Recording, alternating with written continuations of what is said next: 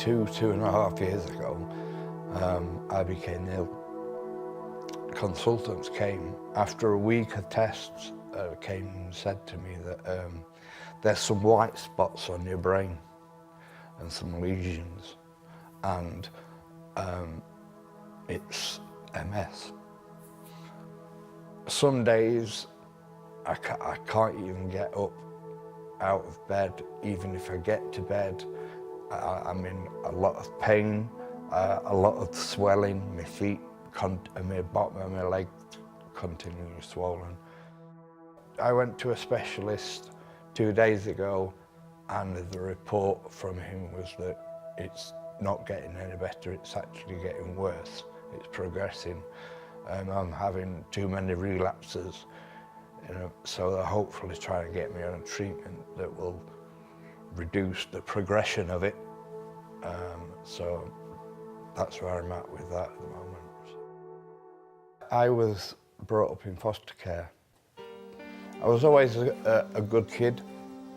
I got to around the age of 6, and we used to have an old sweet settee, and it was full of bobbly bits, and I was always picking and flicking bits across the carpet. And my mum said to me, she went, "You either get in that other room and learn the organ, or I'm learning you how to knit." So there was no way I was knitting. So then that's when I started learning music. And I used to hate it at first. That hour every day was the longest hour ever. Got to the age around 13, 14-ish, I rebelled. I thought, I'm fed up of being a good kid.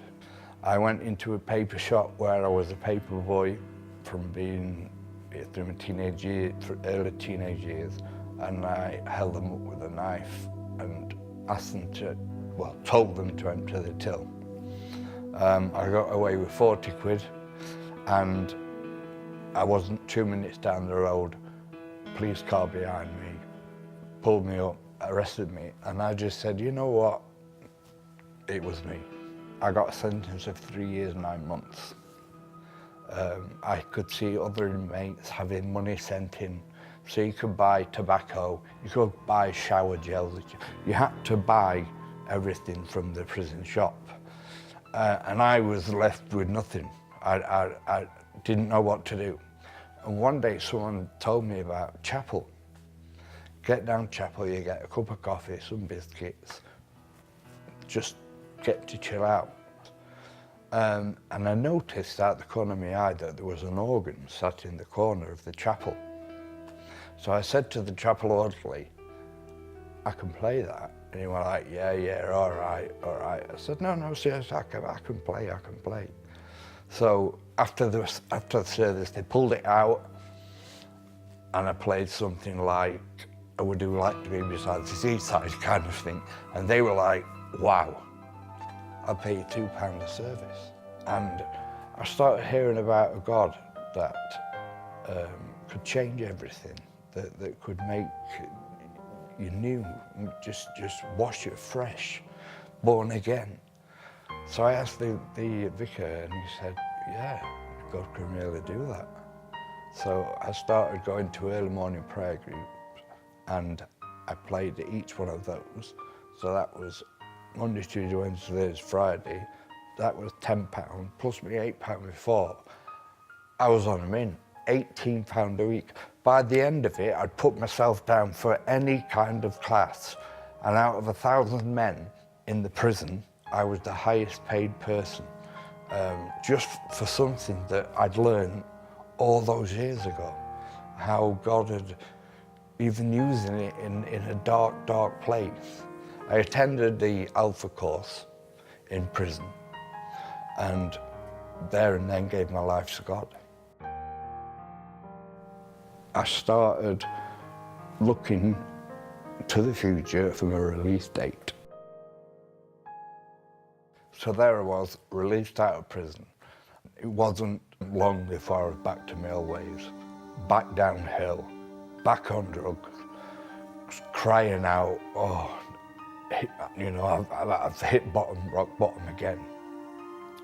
A guy who I became friends with, brought me to an early morning prayer meeting at church. And it was there and then that I got prayed for. They laid hands on me. God delivered me from my addiction to drugs. I didn't go through any withdrawal, any rattle. I was clean, fresh, new, and I knew then that I'd had an encounter with God and started really worshipping, really understanding what worship is, really understanding that all those years ago, that when I was 6 years old, that God had ordained all that through this. And I was there worshipping, leading others into the presence of God, and it was awesome. I met my now wife at church, Claire. We started dating, and it wasn't long before we got married.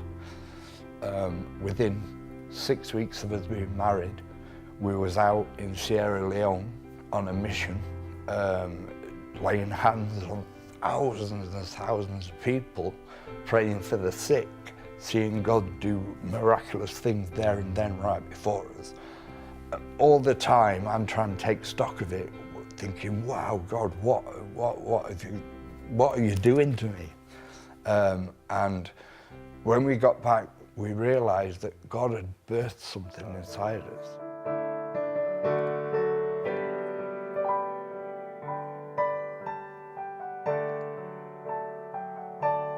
And some days, you know, all I want to do is just worship. And even some days I look at my fingers and the pain in them. But I just sit at my keyboard at home, and you know, the instant that I sit there, everything just lifts. And for that time when I'm worshiping God, just me and Him, just me, Him and a keyboard, and I'm just worshiping, I have no symptoms. I feel fine, I feel great, I'm just worshiping.